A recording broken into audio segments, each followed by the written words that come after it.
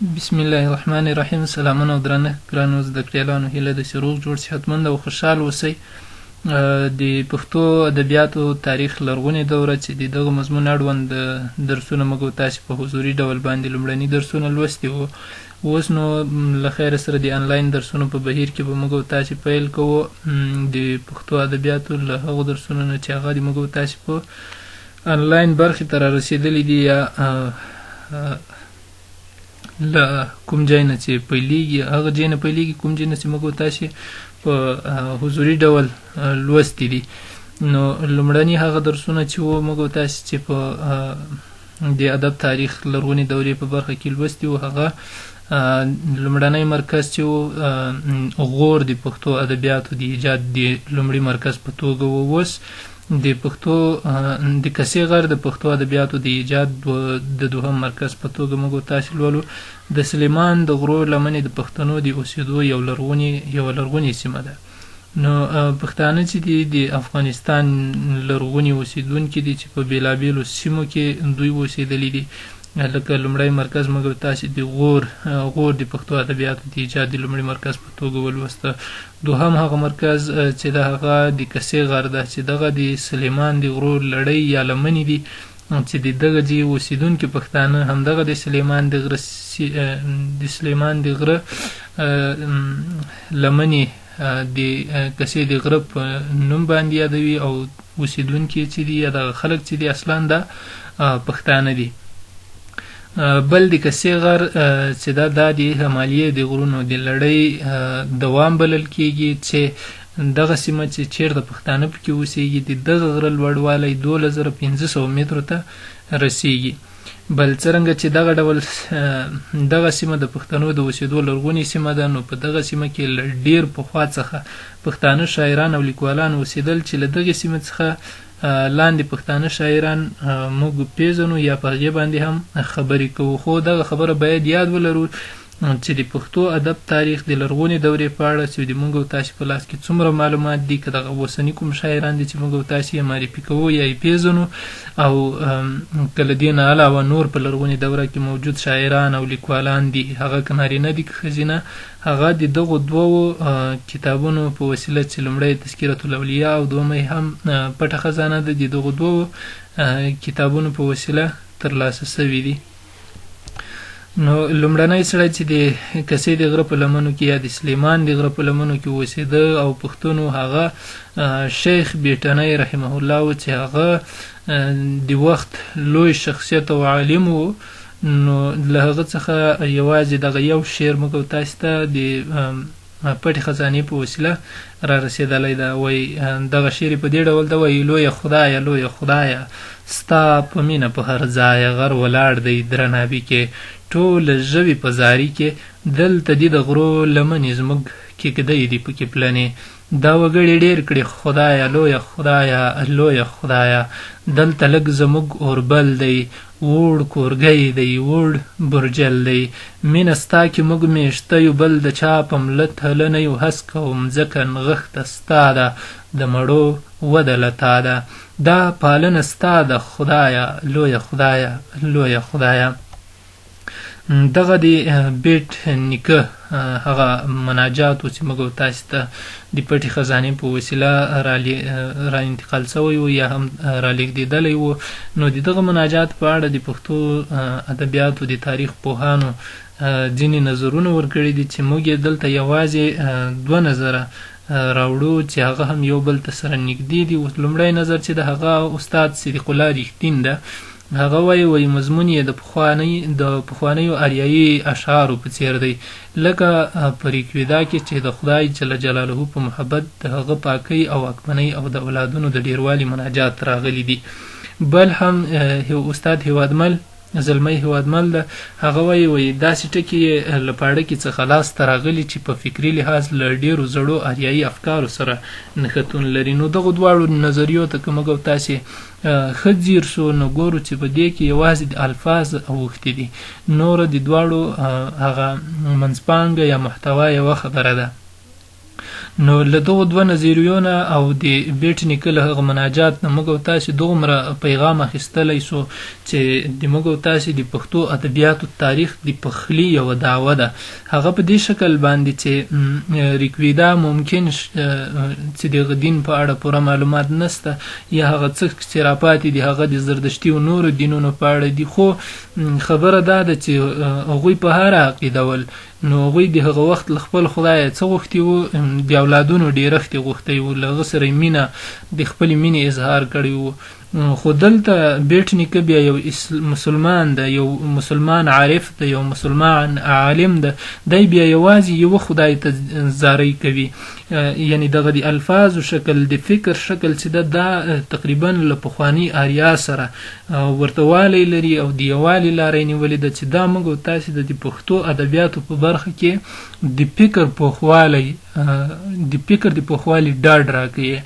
او په دې سره د موږ او تاسې د پښتو ادبیات تاریخ د پوخوالي طرف ته ځي. بل سړی چې دا هغه شیخ اسماعیل ده، د کسې د غره بل شاعر شیخ اسماعیل رحمه الله چې ده، د دې شاعر دوه بیلګې زموږ په واک کې دي چې یو یې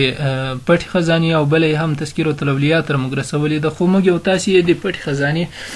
بیلګه وړاندې کوو. هغه وایي تېښته وکړله ابلیسه چې ابلیس لعین ښکاره سي، هلته ورکه پلوشه سي، ټول نړۍ توره تیاره سي، سړی وران سي له ابلیسه غوڅ د پڅ په کټاره سي، که سړی ابلیس ته پړ سي نو پر کور د ویر ناره سي. بل سړی چې د هغه خرخبون ده، خرخبون د سړبن زوی او د شیخ بیټني وراره دی چې یو تاریخي شخصیت ده او په 1411 هجري قمري یا لیکدیز سپوږمیز کال په مرغه نومي ځای کې وفات شوی ده. د شیخ اسماعیل د نارو په ځواب کې دا لاندې غږونه ویلي دي. نو شیخ اسماعیل چې و د ده په جدایي کې دته یو د نارو په شکل باندې یو شعر را لېږلی و او دی بیرته په جواب کې دغه شعر ویلی ده چې تاسې کولی شئ په خپل درسي کتاب کې هغه لومړی بیلګه یا هغه چې خرخبون ته یې کوم شعر را لېږلی و، کومې نارې ورته را لېږلې وې، نو دی یې په جواب کې دا وایي بیلتانه ناره مې وسوه په کور باندې، نه پوهېږم چې به څه وي پېښ په وړاندې، له خپلوانو نه بیلیږم په سرو سترګو، دواړه سترګې مې په وینو دي ژړاندې، اسماعیله ستا نارو مې زړه سوری کوي، بیلتانه خرشبون بیا له تا پردی کوي، نه هېرېږي که مې بیل ستا له یارۍ کوي، په چړو د ویر به پرېسي د زړه مراندې، ځمه ځمه چې اوږد یون مې دی یوه مخته، د یانه څوری به اچومه ترخته، او ستاسې یاد به مې وي بس د زړه وسخته، که دا ځمکه غرونه ټول سي لاندې باندې. نو دا و د شیخ خرخبون یا خرخبون رحمه الله هغه بیتونه چې موږ او تاسې ته راپاتې ول. شیخ خرخبون یا خرخبون د خپل وخت یو نوموتی نومیالی شاعر و لیکوال او شخصیت و او موږ او تاسې ته په ادب تاریخ کې دغه یوه نمونه د شعر راپاتې ده. نو اوس راځو د دغه پورته کوم شعرونه چې او دغه شاعران چې د کسې د غره په لمنو کې اوسېدلي وو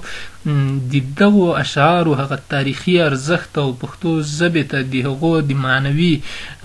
ورکړې باندې خبرې کوو چې دغه شعرونه څومره د دې وړتیا لري چې موږ او تاسې هغه په ادب تاریخ کې مطالعه کړو. نو لومړی دا خبره ده چې دغه اثار د ویي پانګې له پلوه د یوې سوچه پښتو استازولي کوي، لکه څوری د سفر خرڅ په معنا او سخت د نصیب په معنا او همدا ډول یون د سفر په معنا چې موږ تاسې یا تاسې کولی شئ دغه د متن له مخې نه هغه د پښتو سوچه لغتونه په نښه کړئ. بل چې دا د خرشبون او بیټني اشعار د پښتو لرغونو سندرو کې حسابي یو د اسماعیل شعر د بڼې له مخې د پښتو کسرونو په لومړیو ډولونو کې راځي. نو دغه موږ تاسو ګورو چې د خرخبون او بیټنی اشعار چې دي د پښتو ژبې هغه لرغوني چې اوس په پښتو ژبه کې دغه شعري فورمونه د شکل له مخې نه دي پاتې بلکې جای نورو چې هغه عربي او نورو ژبو نه د موږ تاسو ژبې ته شعري فورمونه راغلي دي لکه مثلا قصیده د غزل د مثنوي د نور دي دغه فورمونه دي چې دا له نورو ژبو نه راغلي دا معاصر فورمونه دي خو د دغه دوه شعرونو هغه کوم شکلي جوړښت چې د هغه د پښتو ژبې خپل لرغوني شکلونه دي چې دغه پښتنو شاعرانو هم په تاریخي لحاظ باندې په هماغو زړو فورمونو کې شاعري کړې ده او د موږ تاسو د پښتو ژبې د ادب تاریخ په برخه کې د ستاینې او مننې وړ دي او د شیخ اسماعیل شعر چې دا د پښتو کسرونو په لومړنیو ډولونو کې ذکر راځي چې استاد هیوادمل دا خبره کړې ده چې ځینو لیکوالو ویلي دي چې دغه د اسماعیل شعر چې د عربي قطعي فورم ته ورته ده خو استاد هیوادمل وایي چې نه د هغې ټول شرایط نه پوره کوي لکه وزن چې د بیتونو د مصرو کوم شمېر چې ده هغه د عربي له قطعې سره برابر نه راځي نو په دې خاطر باندې هیوادمل استاد دا خبره کوي چې دا د پښتو کسرونو لومړني ډولونه موږ ګڼلی سو بل د منځپانګې له مخې د شیخ بیټني اشعار د الهي مینې ننداره ده او سپېڅلې معنوي مینه ده چې د عرفاني افکارو څرک لري نو هغه د بیټ نیکه کوم شعر چې موږ تاسو لویه خدای ولوسته هغه چې و په هغې کې د موږ عارف هغه استادانو چې هغوی د تصوف او عرفان په برخه کې څېړنې کړي دي اثار یې لیکلي دي نو د پښتو ادبیاتو په تاریخ کې لومړنی هغه شعر چې د عرفان او تصوف څرکونه په هغه کې لټوي هغه د بیټ نیکه دغه مناجات ده بل چې دا د پښتنو چې دغه د بیټ نیکه